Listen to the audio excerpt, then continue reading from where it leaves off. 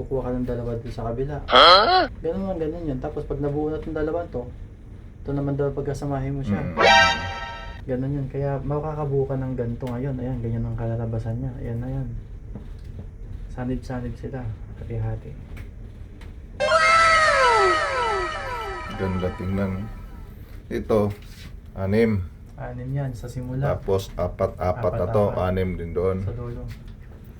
Kasi yung dulo niya, yung pinaka-end niya, iba yung klase. Ganito ang klase niya. May ganito. Oh my God! So, ito yung 4. Yung dalawa, ito yung dalawa. Kaya 6. 4 plus 2, di 6 to. Pagdating dito, maging... Magawa ka pala ng parang kung ano na. Yan yung dulo niyan. Yun sa kabila, ganun din. Kasi dito isa ipapasok yung... May gagawin ka pang lubid na ganito rin. Ito yun, sa kabila. Ayan. Gilid yan.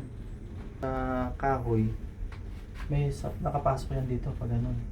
Okay. Para mag-ganon siya. Mag-create siya ng balloon pa ilalim. Yan.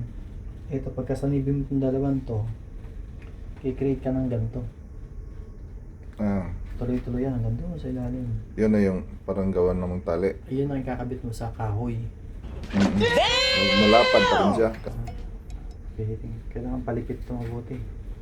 Kasi pag inupuan yan, sinakyan yan, aarya pa yan. Tisado to, kailangan tisado to. Palipit na palipit. Iwas buhol eh. Kunti lang yung nakalabit sa sahig. 4 lang. Hindi ka nagbubuhol.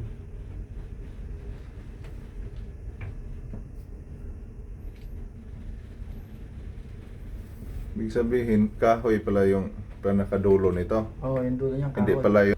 Sagad sa palipit. Pag sagad na ng palipit, ikot mo lang ng cross. 1, 2, 3, 4, 4. Apat na ikot lang din, no? 4 na yun. Tapos yung nasa labas, ito yung pangbubuhol mo. Yung nasa loob, ito nasa loob palaman, nasa gitna. Ganito rin dito. Bibilang ka ng 4 kung sino yung lumagas sa labas, siya yung pangbuhol mo. 1, 2, 3, 4. Ayan. Ito yung pambuhol, yung sa palaman. Sa loob yan. Inipit ko para wag Kailangan bumitaw. mo i-clip ka pala dyan. Para wag bumitaw.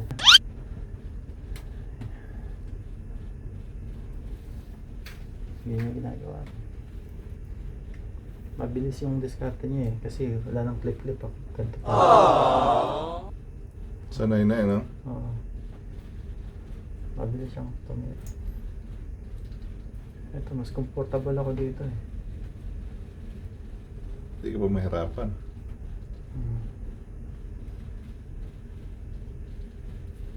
Ayan, medyo ano siya, di ba?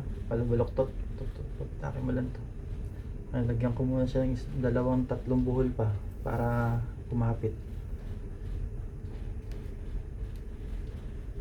Paano magbuhol?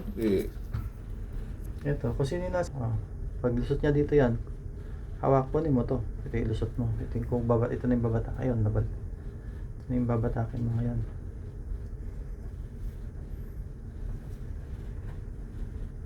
Yan na, ganyan na siya.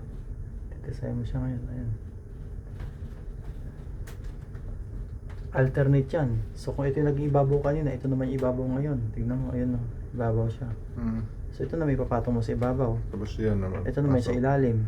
Papasok dito. Parang ganyan. Ayan, ganyan. Saan ipasok ang ilalim dito?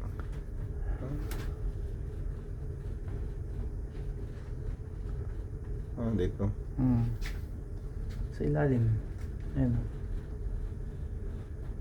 Para magbalik. Kuhaan lang silang dalawa.